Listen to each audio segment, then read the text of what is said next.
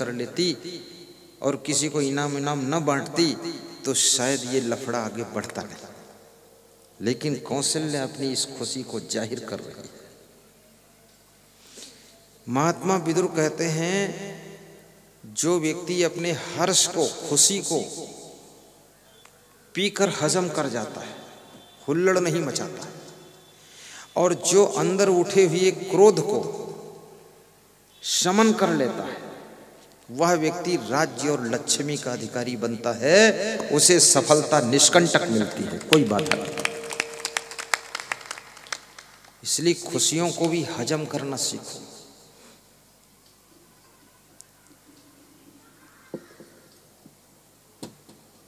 यो न सन्नियच्छति बेगम क्रोधः उत्थितम हर्षयो सा श्रियो राजनम भाजन यश्च आपत्सु न मुह्यति। आपके अंदर क्रोध भी आ जाए तो भी उसको दूसरों को पता न चलने दीजिए, अंदर अंदर शमन कर लीजिए। अगर किसी को पता चल गया कि ये नाराज हो गए हैं तो याद रखना, उससे तुम्हारा ग्राफ गिरता है। लोग तुमको हल्का समझेंगे, लोग समझेंगे बहुत छिछला आदमी है, इसके अंदर जरा भी सहन शक्ति नहीं है, छोटी छोटी बात में तुनक जाता है, इस आदमी को कहाँ तक हम संभालेंगे। अरे भैया, इससे दूर रहो तभी ठीक है। ये नाराज किसी से अगर हैं आप तो 24 घंटे में उस नाराजी को खत्म कर लीजिए और उस नाराजी को दूसरों को एहसास मत होने दीजिए, अंदर अंदर उसको शमन कर दीजिए। श्री कृष्ण भगवान ने भी ये बात कही है, शक्नोति है यह सोढ़ुम प्राक शरीर विमोक्षणा काम क्रोधोद्भवम बेगम सह युक्ता स सुखी नरा। कृष्ण कहते हैं, मनुष्य के अंदर जो क्रोध उठता है, क्रोध, ये क्रोध साधारण चीज नहीं है। आप अपने घर में देख लो, परिवार में देख लो, समाज में देख लो, राजनीति में देख लो, जहां देखो वहां ये क्रोध बहुत खतरनाक काम कर रहा है। क्रोध में एक नेता पार्टी छोड़कर दूसरी पार्टी में जाता है, इस पार्टी से भी उसकी क्रेडिट खराब हो गई, और जिस दूसरी पार्टी में गया तो वो भी समझ गए जिस पार्टी में 20 साल रहा था उसको तो लात मार कर आ गया, यहाँ निंदा कर रहा उसकी, अब मेरी पार्टी में सिलेक्ट हुआ है तो ये नालायक एक दिन यहाँ से तुनक जाएगा तो फिर भाग जाएगा, तो वो तुमको रास्ता ही नहीं देंगे आगे बढ़ने का। तुम कहाँ नाराज हो रहे हो? इसलिए जिस पार्टी में हो लगे रहो, कभी चांस मिल जाएगा। उलझो मत इधर उधर। और पार्टी के हाई कमान के ऊपर क्रोध मत करो, उनको राम राम करते रहो, जय श्री राम, जय सिया राम बोलते रहो, नमस्कार। क्रोध के साथ में भी विवेक की बहुत बड़ी आवश्यकता है। गुस्सा आने पर भी जो व्यक्ति अपशब्द नहीं निकालता है, गुस्सा आने पर भी जो व्यक्ति अपने मुखमंडल के ऊपर गुस्सा की झलक नहीं आने देता है, और गुस्सा आने पर भी गुस्सा में कोई रिएक्शन नहीं करता है, और गुस्सा आने पर भी अपने कर्तव्य को नहीं छोड़ता है, और गुस्सा आने पर भी अपने धर्म से विचलित नहीं होता है, और गुस्सा आने पर भी अपनी जिम्मेदारियों को पूरी तरह से वफादारी से निभाता है, और धीरे धीरे अपनी गुस्सा को खत्म कर लेता है और सहनशीलता को बढ़ा लेता है, वही व्यक्ति धरती का सबसे बड़ा देवी देवता होता है। कितने लोग छोटी छोटी बात में माँ बाप से उलझ गए, भाग गए कहीं दूसरी जगह। इंदौर में मैं एक सज्जन के यहाँ पधरौनी गया तो उन्होंने कहा मेरा बेटा बहू कहीं भाग गया है। तो हमने कहा दोनों भाग गए? बोले दोनों निकल गए। तो उस बेटे के बाप ने कहा कि मेरी वाइफ का स्वभाव थोड़ा तेज है। तो मैं तो कुछ बोला नहीं। तो उनकी वाइफ ने कहा कि तेज क्या है, ये सब बहुत गलत काम करते तो तेज हो नहीं पड़ता। तो हमने कहा भाग गए तो दुखी क्यों? बोले दुखी इसलिए हैं कि उनसे मोह छूटा नहीं। तो हमने कहा जब वे तुमको छोड़कर चले गए, उन्होंने तुम्हारा मोह तोड़ दिया, तो तुम क्यों नहीं तोड़ पा रही? तुम उनसे पहले तोड़ दो, चटपट खट झट। तो बोले अंदर से मोह आता है, हम रोती हैं। तो हमने कहा जब अंदर से मोह टूटता नहीं है तो इतना तेज होना भी नहीं चाहिए, फिर थोड़ा सहन शक्ति रखो। परिणामदर्शी बुद्धि से काम कीजिए। किस बात का क्या परिणाम आ सकता है, आपके किस कार्य का क्या परिणाम हो सकता है। पिता के साथ में दुर्व्यवहार करोगे, 2-4 साल में दुष्परिणाम आने वाला है। माँ के साथ में गलतियां करोगे, आपके लिए बहुत बुरा परिणाम आने वाला है। पत्नी को बहुत ज़्यादा सताओगे, 2-4 साल में रिजल्ट आने वाला है जिसको झेल नहीं पाओगे। पत्नी की बात बिल्कुल नहीं सुनोगे तो कोर्ट में तुम्हें जज की बात सुनना पड़ेगा, फिर रिजल्ट आने वाला है, सावधान। छत्तीसगढ़ प्रदेश में एक सज्जन के यहाँ पधरौनी गया, बहुत बड़े आदमी थे वो, 4-4 हजार मकान बनाकर बेचते हैं। अब बड़े हो चाहे छोटे हो, हमको तो जो बुलाता हम चले जाते हैं। अब 4,000 मकान बेचो चाहे एक भी ना बेचो, लेकिन हम आ जाएंगे। तो मैं गया तो उनकी वाइफ ने कहा जरा इनको समझा दीजिए। तो मैंने उसको गंभीरता से नहीं लिया, इतना प्रपंच करने का टाइम भी नहीं, तो हम चले आए। 2 साल बाद फिर मिली तो बोले इनको समझा दीजिए। तो हमने सोचा मैटर है क्या। मैटर ऐसा था जो हमसे कह भी नहीं सकते। फिर भी मैं कुछ उसमें ज़्यादा नहीं कर सका, साधारण समझाया। 5 साल के बाद रिजल्ट आ गया। उनकी पत्नी ने उन पर कोर्ट केस लगा दिया, घर छोड़कर मायके चली गई। झगड़ा शुरू हो गया। उसका पति भी बड़ा खिलाड़ी था, मुझको फ़ोन किया 6 महीने झगड़े के बाद। सब हो गया कि गुरुदेव पधरौनी चलना है आपको एक जगह। हमको पता भी नहीं। पधरौनी लेकर गया ससुराल में। वहाँ जब मैं पहुँचा तब उसका साला उसको मारने दौड़ा झापड़ लेकर कि मारूंगा साले को, ऐसे बोला। तो मैंने कहा साला तू है कि साला ये है? बोले अभी तक मैं था, अब ये साला। और ससुर भी झापड़ उठाकर दौड़ा कि मारूंगा दामाद को। 4-4 हजार मकान बनाकर बेचने वाले पर ससुर और साले झापड़ उठा रहे। और उसकी पत्नी वहाँ बैठी देख रही। तो मैं उठकर खड़ा हुआ। हमने कहा यार हमारे सामने ही अगर मार दिया तो वो ये तो बहुत गलत जगह ले आए बिना बताए। तो मैंने संतों से कहा तुम बाहर हो जाओ, जो कुछ मार कूट हो हमारे सामने हो, लेकिन तुम बाहर हो जाओ। मंडली को बाहर किया, ठंडा किया बड़ी मुश्किल से। 1 घंटे समझाया, ज्ञान दिया, मामला साइलेंट हुआ। उस दिन पहली बार उसने 3100 रुपया दान दिया, नहीं तो बस थोड़े दान देता था। अगर वो साला लोग झापड़ ना उठाते तो वो भी नहीं मिलता वो मिला। बड़ी दूर तक विदा करने आया। मैटर तब वहां खुला। मैटर क्या मैटर था? वो पेट्रोल पंप का मालिक भी था। अपनी पेट्रोल पंप से 3 लीटर पेट्रोल चुरा कर एक मुस्लिम लड़की के घर देने जाता था। उस मुस्लिम लड़की को अपने यहाँ सर्विस में रखा था और उसके साथ में गलत संबंध कर लिया। और पत्नी इस बात का विरोध करती थी, मानता नहीं था। तो मायके जाकर कोर्ट केस कर दिया, दिमाग ठिकाने आ गया।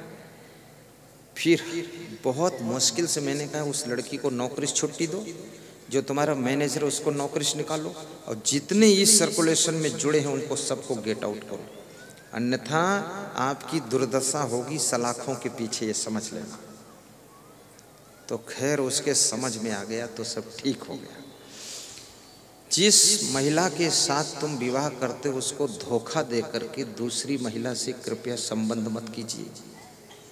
सभी महिलाओं को हाथ जोड़कर नमस्कार कीजिए। माँ बहन बेटी का दर्शन दूसरी महिलाओं में कीजिए। मन को पवित्र रखिए। उलझन वाला काम क्यों मचा रहे हो? क्योंकि आपकी वाइफ ने अपने माता पिता भाई बहन सखी सहेली को त्याग करके तुम्हारे लिए वो पति चुन करके वो आई है, तो कम से कम तुम भी थोड़ा सा संयम से रहो। मांस मछली अंडा नशा शराब मत लीजिए, दारू पी करके अपनी वाइफ को गाली मत दीजिए, घर की उन्नति कीजिए, उनके रहने के लिए अच्छा रूम बनाइए, अच्छा मकान बनाइए, चलने के लिए अच्छी गाड़ी लाइए। ये दारू पी पी कर पान तमाकू पुड़िया खा खा कर पैसा बर्बाद मत कीजिए। अपने मुंह को भी थोड़ा साफ सुथरा रखिए।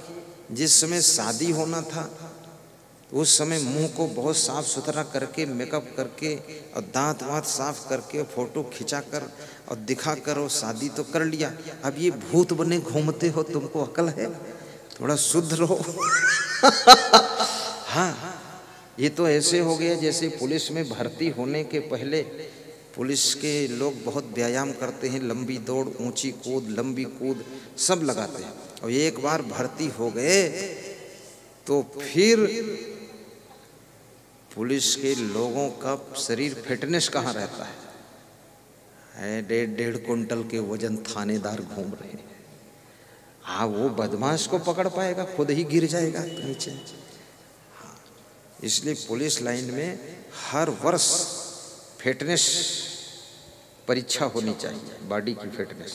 हर वर्ष जब फिटनेस की परीक्षा होगी तो संभल कर थोड़ा खाएंगे और व्यायाम करते रहेंगे, क्योंकि बदमाश अगर दौड़े तो पुलिस का मतलब है उसको रपटा के पकड़ सको। अब तुम रपटाओगे क्या जब तुम इतना भारी खुद हो गए हो, पेट भी बहुत बड़ा हो गया है। फिटनेस रखना जरूरी है। ऐसा बहुत सारा काम है। शरीर को ठीक रखो, साफ सुथरा रखो, अच्छे रहो और गुणवान बनो। एक सज्जन कह रहे थे कि मैंने जो फोटो देख करके विवाह किया और जब पत्नी आई तो उसमें कुछ दूसरा ढंग दिखा। तो हमने कहा तो फोटो को माथे से लगा लिया करो, धन्य है फोटो। तो बोले वो तो मेरी पत्नी ऐसी गुस्सा करती है, खाना भी नहीं बनाती है और दिन में भी सोती है और रात में भी सोती है और सुबह उठती नहीं है, झाड़ू नहीं लगाती है, और कहता हूँ तो नाराज हो जाती, सिर दर्द बताती है। समझाओ तो सिर दर्द और ना समझाओ तो सोती। अब क्या करूं? तो हमने कहा ठीक है, अब निभा लो, अब क्या करोगे? सत्संग में ले आओ, सुन ले, थोड़ा सुधर जाए। घर में कोई ऐसा काम ना कीजिए जो दूसरों को कष्ट हो, और इस शरीर से मेहनत कीजिए ताकि ये बीमार ना हो। इस शरीर से मेहनत नहीं करोगे तो बीमार बहुत रहेगा, और ज़्यादा खाओगे तो कभी स्वस्थ नहीं रहोगे, और कम खाओगे तो कभी बीमार नहीं होगे, और बिल्कुल नहीं खाओगे तो जिंदा भी नहीं रहोगे। इसलिए थोड़ा खाओ भी। दूसरों की खुशियों का ख्याल रखो कि आपके कारण घर में लोग दुखी तो नहीं हो रहे। यदि आपके कारण आपके माता पिता दुखी हैं तो ये तुमको बहुत बड़ा पाप लगेगा। कल मेरे पास एक सज्जन आए, बोले मैं सर्विस में था, रिटायर हो गया और मेरा लड़का ये है डिप्रेशन में चला गया, अब मैं क्या करूं? तो मैंने उनके लड़के से कहा तुम फालतू ढोंग मत मचाओ, डिप्रेशन ऑपरेशन से निकलो, बाहर काम करो। तो बोला पेट में दर्द होता। हमने कहा जब हिलोगे डुलोगे नहीं तो दर्द तो होगा ही, काम करो, सब ठीक हो जाएगा। कितने लोग ये डिप्रेशन में फालतू जाते हैं। डिप्रेशन में क्यों जाते हो? निराश क्यों होते हो? निराशा मृत्यु का दूसरा नाम है। निराश हुआ व्यक्ति मरे हुए जैसा हो जाता है। जिंदा तो है, सांस लेता है, खाता है, सोता है, कपड़े पहनता है, लेकिन काम के लायक नहीं रह जाता है। इसलिए आदमी को मरते दम तक निराश नहीं होना चाहिए। 15 बार चुनाव लड़ने के बाद अब्राहम लिंकन हारता है, फिर भी निराश नहीं होता। 16वीं बार चुनाव लड़ करके अमेरिका का राष्ट्रपति बन करके बैठ जाता है। तुम 1-2 बार में कैसे निराश हो जाते हो? अगर सर्विस नहीं मिलती है, नौकरी नहीं मिल रही, इसका मतलब क्या है? अब तुम खुद ही ऐसा काम करो कि 10-20 नौकर रखो। नौकरी नहीं मिली तो मालिक बनो, फैक्ट्री लगाओ, कुछ बड़ा काम करो, हिम्मत रखो, रिस्क भी लो, घबराओ मत। पति पत्नी हिल मिल कर काम का डिसीजन लो। अपने बूढ़े माँ बाप को दुख मत दो। ये बूढ़ी हड्डियां, इनको पीड़ा मत पहुंचाओ। प्रेम से रहो, कभी कभी माँ बाप के पैर भी दबा दिया करो कि आपके पैर दर्द करते होंगे, क्योंकि आपका शरीर ये माँ बाप के शरीर का ही टुकड़ा है, ये उनकी सेवा के लिए टुकड़ा मिला है आपको। और ऐसा कोई नशा व्यसन मत करो जिससे माँ बाप का मन व्यथित रहे। अच्छे इंसान बनो, अच्छे पुत्र बनो, अच्छे पिता बनो, विशेष क्वालिटी की पत्नी बनो, विशेष क्वालिटी की सासू बनो। सासू का दिल बहुत विशाल होना चाहिए। 3, 4, 6 बहुएं सबको संभाल लीजिए और सबको निभा लीजिए। सब अलग अलग स्वभाव की होंगी, सबको सेटिंग बिठा लीजिए। ध्यान रखना, मधुमक्खियाँ संगठन में रहती हैं तो उनके सामने हाथी भी डरता है, हाथी भी डरता है। और शेर जब संगठन से अलग हो जाता है तो जंगली भैंसे भी उसको मार डालते हैं, कुत्ते भी नोचकर मार देते हैं। इसलिए संगठन में जो सुख है, संगठन में जो सुरक्षा है, वो कहीं और नहीं है। भाई भाई, देवरानी जेठानी, माता पिता, पुत्र पुत्र, सब मिलजुल करके रहो।